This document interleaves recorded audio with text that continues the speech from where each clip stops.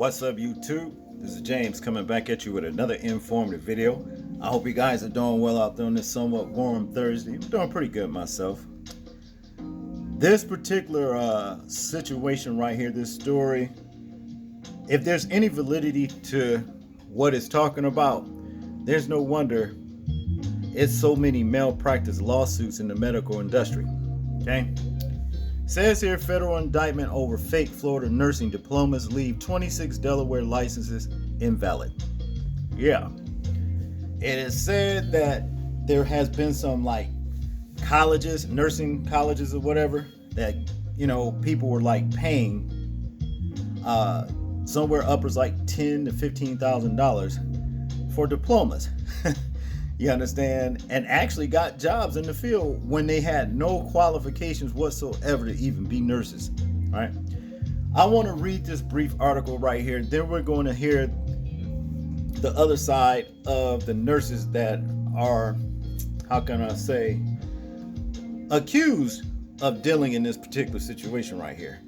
Now, to get into the story right here, it says 3 Florida nursing schools sold thousands of fake nursing diplomas worth millions in a scheme that allowed aspiring nurses to bypass the required training to become licensed in the profession.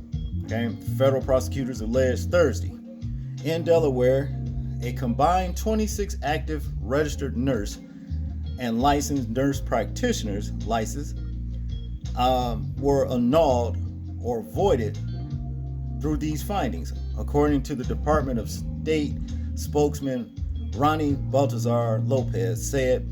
There are 35 more nurses on the FPI list who have expired Delaware licenses. Siena College, Palm Beach School of Nursing, and Sacred Heart International Institute, all based in South Florida, combined to distribute more than 7,600 fraudulent diplomas, over 100,000 million, or roughly $15,000 per diploma. Federal prosecutors said all schools are now defunct.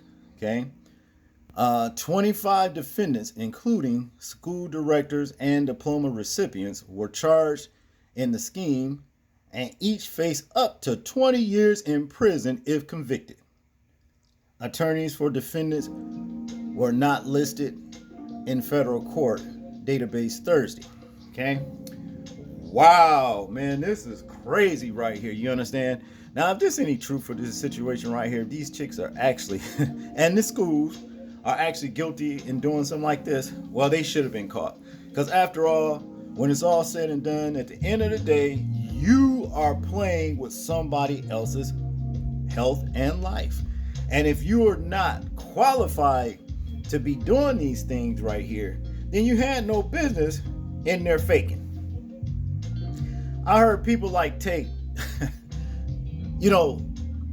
nursing tests 10 to 20 times and pass it up, finally pass it that 21st, time. It takes a long time to actually do something like this. You know what I'm saying?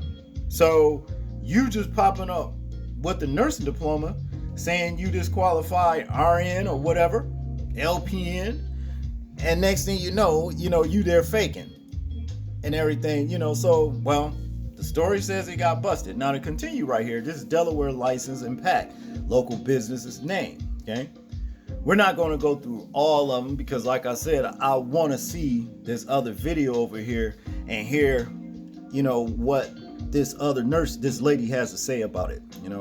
Now, to continue right here, it said one of the people named in the federal indictment is Staten Witherspoon of Burlington County, New Jersey, who was the founder and president of Nursing Education Resources Center, a Delaware limited liability company located at 102 Larch Avenue, Suite 203 in Newport, that is. The indictment claims Witherspoon entered into an agreement with another person in late 2018 to become 50% owner of Siena Education Center LLC and Siena College. News of the indictment resulted in the Delaware Nurses Association issuing a statement Thursday acknowledging that Delaware has been named in filing and that the organization suspects numerous of these potential licenses are affiliated with the state. The statement added that defendants may have obtained a license or have been potentially practicing in Delaware. Okay? It says here, we are deeply unsettled by this egregious act. Delaware Nurses Association President Stephanie McClellan said in the statement, we want all Delaware nurses to be aware of this active issue and to speak up if there is a concern regarding capacity to practice safely by a college/peer that is. This act is not a representation of our code of ethics and standards of practice, nor our commitment to patients and our community. Okay? Now, like I said, it names other schools and stuff like that and what have you, but we got the gist, the whole meat of the story anyway. Okay? Let's check out what this lady, let's hear what she has to say about it. Next, we're hearing for the first time what some of the nurses accused of having fake degrees have to say about those allegations. 22 Georgia nurses were asked to surrender their licenses. Channel 2 consumer investigator Justin Gray broke that story on Monday here on Channel 2 Action News. Justin's live in downtown Atlanta with these new developments. Yeah, Linda, none of the nurses asked to surrender those licenses has done that. And today we talked to the attorney representing several of those nurses who says they plan to fight this. All 5 of your clients received this letter asking them to surrender their license. Is that something they're going to do? No. So at this point, what we do know is the schools were accredited by the appropriate state agency. Hannah Williams represents 5 of the 22 nurses practicing in Georgia who received this letter from the State Board of Nursing demanding they surrender their license because of allegedly fraudulent transcripts. My clients maintain that they are legitimate. Channel 2 Action News Investigates broke the story on Monday that the FBI informed the Georgia Board of Nursing that 22 nurses practicing in Georgia are alleged to be part of a nationwide cash for diploma scheme. It's very alarming. It's very concerning because job one is to make sure public health is insured and the patients know that they have a licensed, credentialed, person that is actually their nurse. The Georgia nurses allegedly among the thousands who paid $15,000 each for a bogus diploma from 3 South Florida nursing schools. You have to do the clinical part, right? Where you spent countless hours actually getting that experience. These people didn't go through that.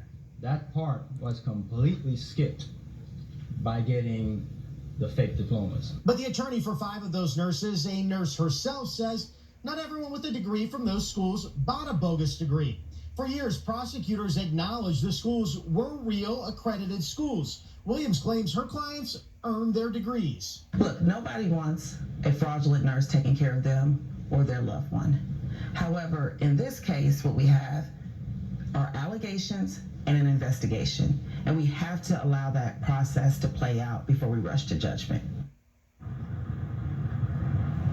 And back here live, Georgia only has 2 investigators here working with the nursing board, so they are relying on the FBI to provide evidence and information in this case. We do know, though, that the Atlanta VA Medical Center has actively taken action against 3 nurses. They have been removed from providing care to patients. We will continue to follow this all the way through the process. Reporting live tonight in downtown Atlanta, Justin Gray, Channel 2 Action. Well, now, I'm wondering, can there be some validity to this particular situation against these nurses? Because after all, you do have to show that you can pass your clinicals whenever you are, in the medical field. The clinicals, that's the field work right there, the field work test. You understand? If you don't have that down, then hey, you basically all of the paperwork is for nothing. You understand? All of the testing, paperwork, and all that is for nothing. Clinicals matter. If you can't do that, then hey, maybe it is a fraudulent situation going on. Or on the other hand, I've seen situations where certain people go to school for something and get the diploma, and just because they got the diploma and they go and to get the job that's in that particular field, and a whole group of them get turned away. You understand what I'm saying? Why? Because they don't want them in that particular field, and they'll come up with some kind of bullshit to keep them out of it, regardless of what that degree says. Okay? This is at the height of racism in this country. It has happened many a times. There was one case, I can't think of the whole entire case right now, but yeah, that was going on where these people legitimately got diplomas in that field, and they went, to get co-opted out, to get the job and what have you.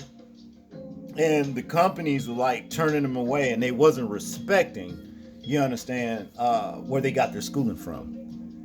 Oh, it was a situation here that happened where I live. Ravenscroft College. Okay, Ravenscroft, that's what they called it. And hair and nail school, that's basically what it was. And they went to go and get, the degree and everything in hair and nails and what have you. And went to go get jobs, and no, they didn't let them have it. They was telling, well, that school is, unqualified practitioner and all that mess they came up with. Could be a situation like that. But what I'm saying is this: the clinicals always tell. You have to have your clinicals. You have to be able to show your clinicals. If you don't have that, then hey, maybe there is, validity to the story. This is what I'm saying. But I want you guys to tell me what you think about this situation right here. I'm interested in hearing your thoughts and views on it. Tell me if you think it's something wrong, either way. Like, comment, share, and subscribe. And people, please remember to live your life as though we're being watched. Simply because we are. This is James, and I'm out. Peace.